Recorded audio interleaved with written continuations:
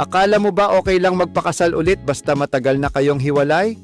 Or kapag sinabi mong patay na siguro siya? Mag-ingat!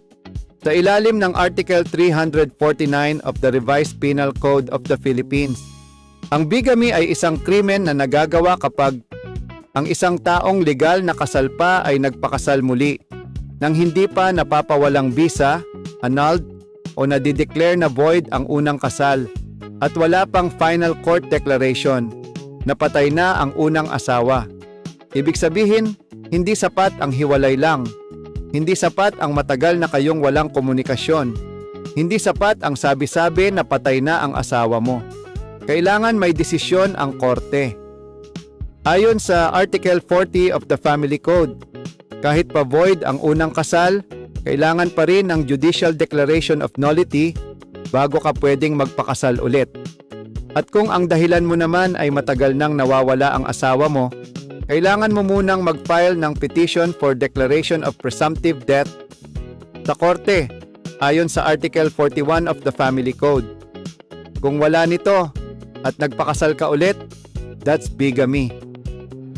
Halimbawa, una, matagal na kayong hiwalay ng asawa mo pero wala kang annulment o court declaration of nullity. Tapos nagpakasal ka sa iba. Bigamy yan.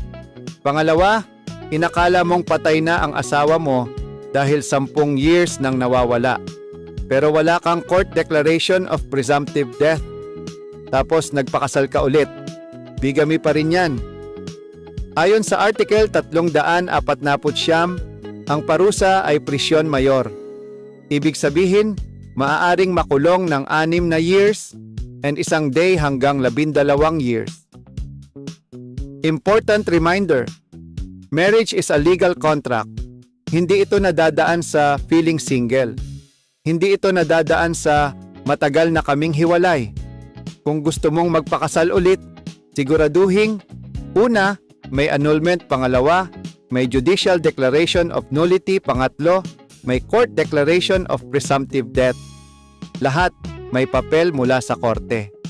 Law students, tandaan, Article 349 RPC in relation to Articles 40 and 41 of the Family Code. At sa mga kababayan natin, bago magmahal ulit sa altar, siguraduhing malinis muna sa batas. Follow for more law explainers na malinaw, tama at walang fake news.